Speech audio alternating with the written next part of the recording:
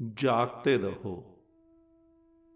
एक ने पूछा, कहता है परमात्मा, हमारा देश कब उन्नत होगा, कब हम समृद्ध देशों की पंक्ति में शामिल होंगे।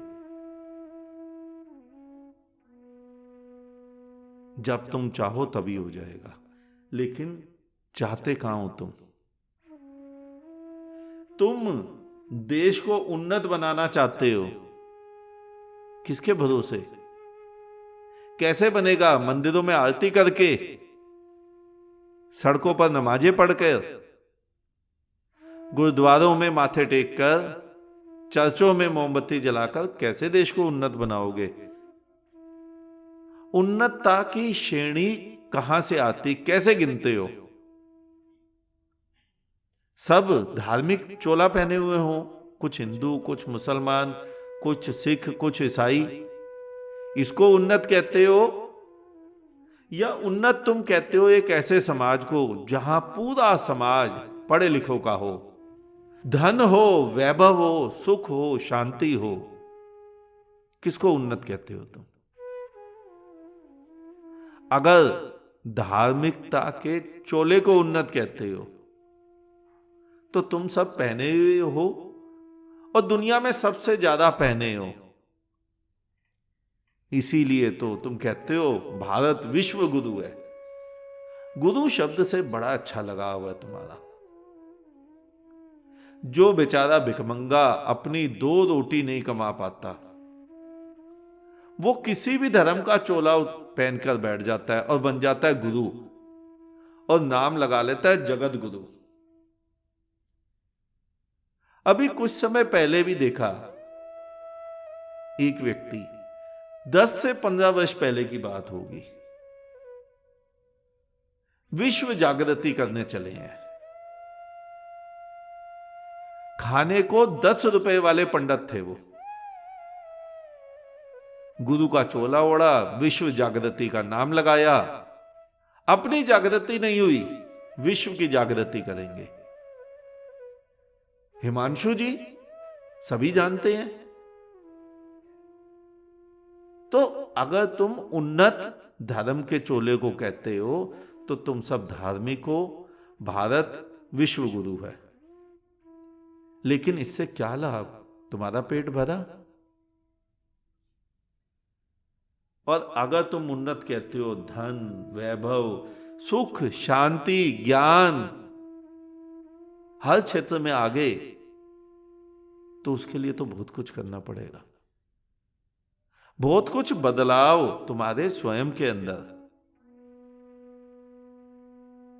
बड़े दुख के साथ कहना पड़ता है कि जिस देश में स्कूल, कॉलेज, ये सब इनकी बिल्डिंगें घटिया स्तर की हों, बच्चों की शिक्षा पर ध्यान ना दिया जाता हो, और उस देश के मंदिर, मस्जिद, गिरजे, गुरुद्वारे, सभी धर्म स्थल करोड़ों अरबों की संपदा लिए बैठे हों, मंदिरों के गुम्बद, गुरुद्वारों के भीतर की छतें सोने से बनी हो, मस्जिदों में करोड़ों अरबों रुपया लगा हो, हज भवन करोड़ों अरबों का बना हो, पार्टियों के ऑफिस, राजनीतिक पार्टियों के ऑफिस करोड़ों रुपए के हो, और स्कूल वो गरीब हो, तो ऐसे देश को तुम चाहते हो उन्नत हो जाए,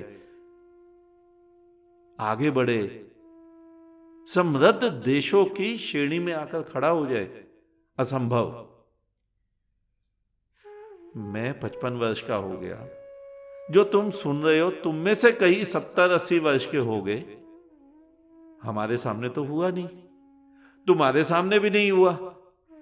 सपने सजोए रखो, शायद अगले 10 वर्ष में हो जाए, लेकिन स्वप्न पूरे नहीं होते ऐसे। उसके लिए बदलना होता है सबसे पहले स्वयं को। देश को नहीं बदलना, समाज को नहीं बदलना, संसार को नहीं बदलना, बस इतनी जिम्मेदारी बहुत है कि मैं बदल जाऊं। और मैं करते एक दिन पूरा देश बदल जाएगा। हम करते क्या है, हम मैं को नहीं बदलते, हम तू को बदलने चल पड़ते हैं। उठाओ झंडा और कह दो हम विश्व गुरु हैं। किसी भी अनपढ़ गवार भिखमंगे को देखो, विश्व गुरु बन जाता है, संत महात्मा बन जाता है। अगर उसकी लिखावट देखो तो एक अनपढ़ व्यक्ति है वो।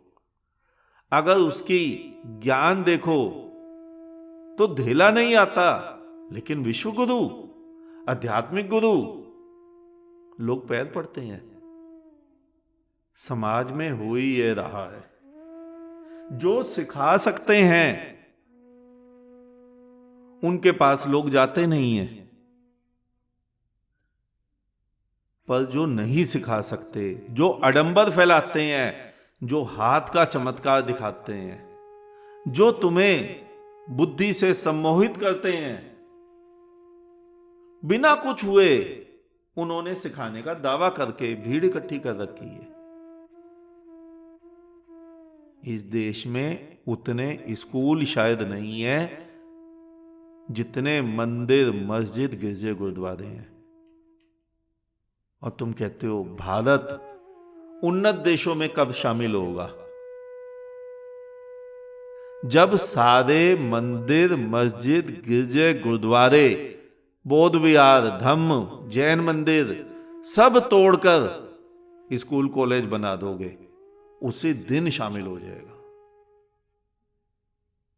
लेकिन ऐसे नहीं होगा जैसे तुम कर रहे हो। आज इतना ही, शेष किसी और दिन। अंत में चारों तरफ बिखरे फैले परमात्मा को मेरा नमन।